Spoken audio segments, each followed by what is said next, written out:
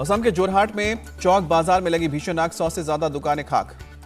कपड़े की एक दुकान में देर रात शॉर्ट सर्किट से लगी आग, देखते ही देखते पूरे बाजार को अपनी चपेट में ले लिया। फायर ब्रिगेड की 20 गाड़ियों ने कड़ी मशक्कत के बाद आग पर काबू पाया, किसी के हताहत होने की खबर नहीं। दिल्ली के हैदरपुर मेट्रो स्टेशन के पास बड़ा हादसा, अंडर कंस्ट्रक्शन मेट्रो पिलर की ग्रिल एक कार पर जा गिरी।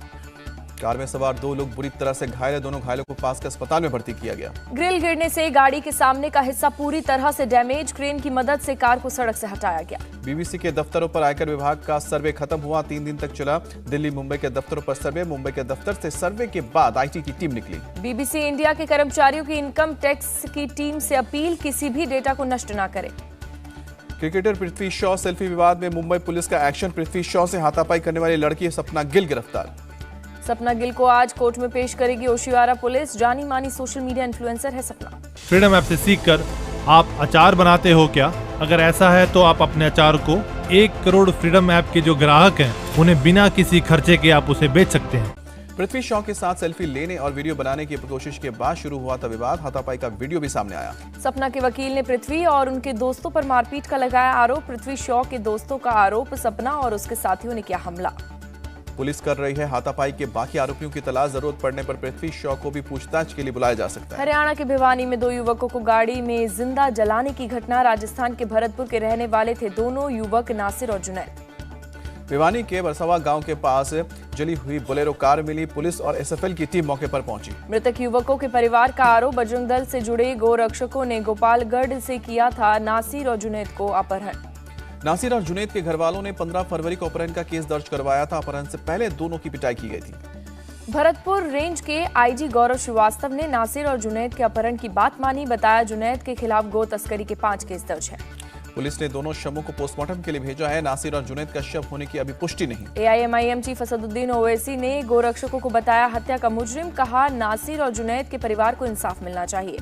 ओवैसी ने पुलिस पर कार्रवाई में देरी करने का भी आरोप लगाया, कहा कि अभी तक गिरफ्तार नहीं किए गए आरोपी। झारखंड के पलामू में महाशिवरात्रि से पहले तनाव बरकरार, पांकी बाजार में अभी कुछ और दिन लागू रहेगी धारा 144। पलामू में इंटरनेट सेवा आज भी बंद रहेगी, हिंसा के आरोप में अभी तक 11 लोग गिरफ्तार हुए, पुलिस की गश्त जारी। पलामू के जामा मस्जिद में शुक्रवार की नमाज पढ़ने की मिली इजाजत, 50 लोग कर सकते हैं नमाज अदा।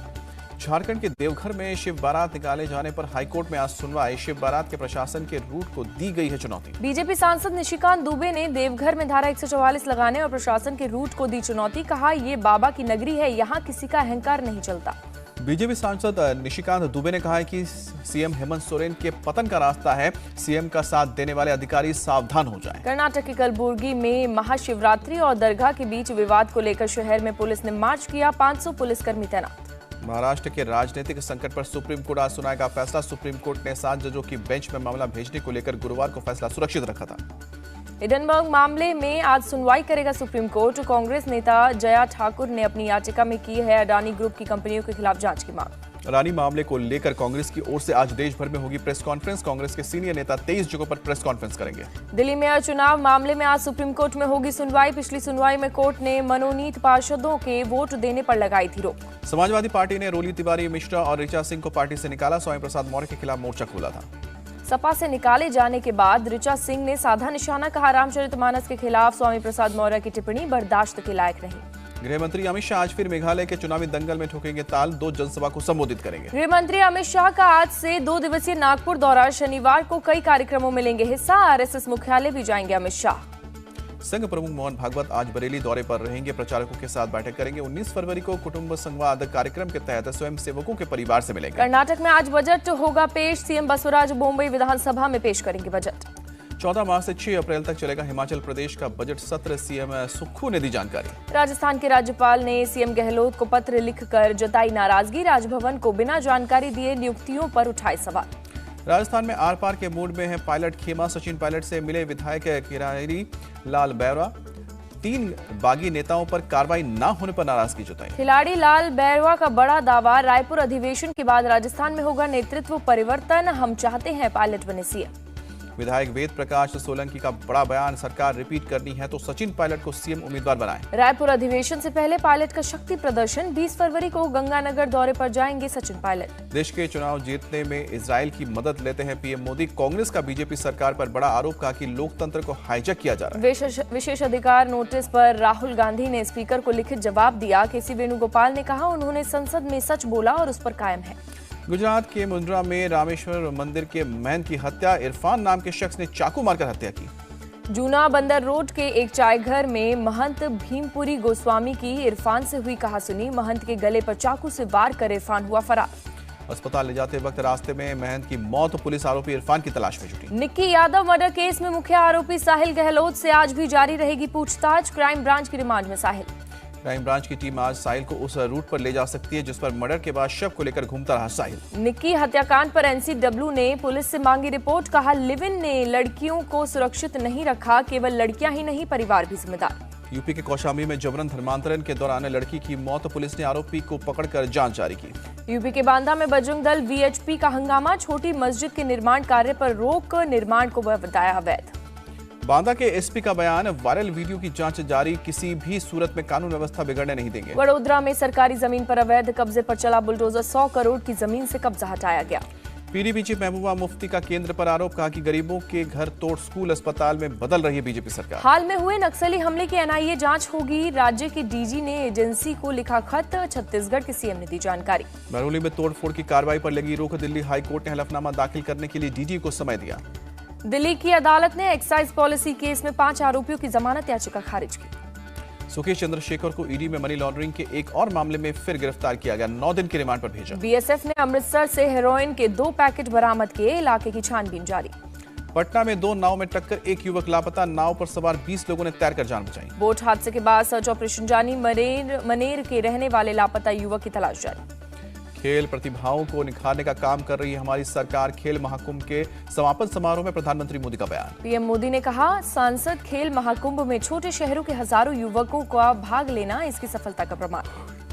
खेलो इंडिया और फिट इंडिया मूवमेंट में देश के लिए ओर से खेल के प्रति नई जागरूकता पैदा की जा रही है, सीएम योगी का बयान। जल है तो कल है, पीएम मोदी ने कहा इसके लिए सभी को मिलकर प्रयास करने की जरूरत। पीएम मोदी ने आदि महोत्सव का भी उद्घाटन किया, आदिवासी विकास का दिया मंत्र, कहा कि 5000 एकलव्य स्कूलों को दी गई है मंजूरी। कर्नाटक के मंत्री के टीपू सुल्तान और सिद्धारमैया कर दिए गए बयान पर उन्होंने कहा हत्या करना बीजेपी की संस्कृति।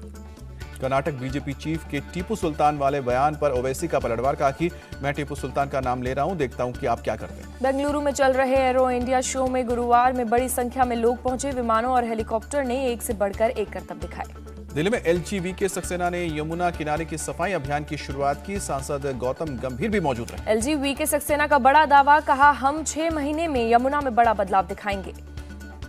एम्स ऋषिकेश से टीबी के मरीजों के लिए ड्रोन के जरिए कई दवाइयां टिहरी गढ़वाल लाई गई। टर्की में भूकंप पीड़ितों के रेस्क्यू में जुटी एनडीआरएफ की 2 टीम वापस लौटी, सेना का फील्ड अस्पताल कर रहा है पीड़ितों की सेवा। टर्की और सीरिया में भूकंप से अब तक 41,000 से ज्यादा लोगों की मौत हुई है, मलबे में अभी भी शवों के निकालने का सिलसिला जारी है। टर्की में भूकंप के 11वें दिन दिखा चमत्कार, कहरामनमारस में 248 घंटे बाद मलबे से 17 साल की बच्ची को किया गया रेस्क्यू।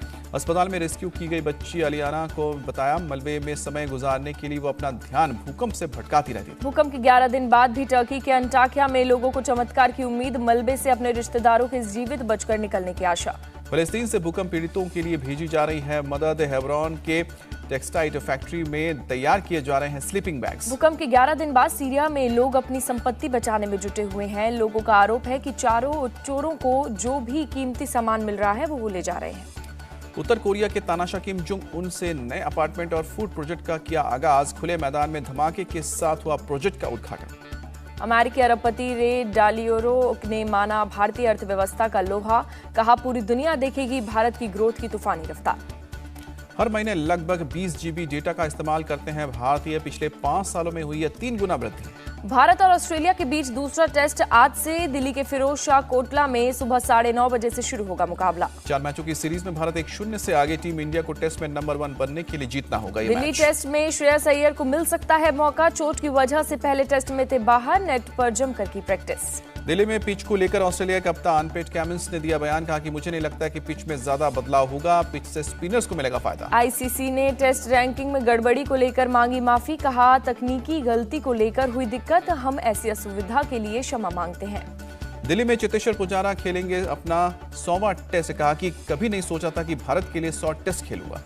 वर्ल्ड टेस्ट चैंपियनशिप को लेकर चेतेश्वर पुजारा ने दिया बयान। कहा मेरा सपना है WTC फाइनल जीतना। फ्रीडम ऐप से सीखकर आप अचार बनाते हो क्या? अगर ऐसा है तो आप अपने अचार को 1 करोड़ फ्रीडम ऐप के जो ग्राहक हैं उन्हें बिना किसी खर्चे के आप उसे बेच सकते हैं। इंग्लैंड ने न्यूजीलैंड के खिलाफ पहली पारी में 325 रन बनाकर पारी घोषित की। न्यूजीलैंड ने पहले दिन स्टंप्स तक 37 रन पर 3 विकेट खो दिए।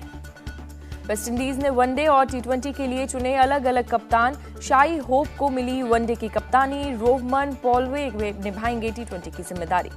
रणजी ट्रॉफी के फाइनल में बंगाल की पहली पारी 174 रन पर सिमटी। जवाब में सौराष्ट्र की टीम ने 2 विकेट खोकर 81 रन बनाए। भारत के golden boy Neeraj Chopra south Africa में जमकर कर रहे हैं तैयारी। नीरज इस साल 3 प्रतियोगिताओं में हिस्सा लेंगे। मुंबई में कार्तिक आर्यन और कार्ति सिनन की फिल्म शहजादा की स्पेशल स्क्रीनिंग हुई। वरुण धवन, शाहिद कपूर और अर्जुन कपूर सहित कई हस्तियां पहुंची। फिल्म शहजादा की रिलीज से पहले कार्तिक आर्यन पहुंचे टी सीरीज के ऑफिस। फिल्म की कामयाबी की जताई उम्मीद। ब्लैक बॉडीकॉन ड्रेस में नोरा फतेही ने करवाया फोटोशूट। सिमरिंग ब्लैक माउन में लगी ग्लैमरस। पूजा हेगड़े ने शेयर किया थ्रोबैक वीडियो। 2022 में रिलीज हुई फिल्म बीस्ट के गाने पर डांस करती हुई दिखाई दी। इंडिया टीवी हर वक्त हर जगह डाउनलोड करने के लिए सर्च करें India TV news Google play store या ऐप स्टोर पर।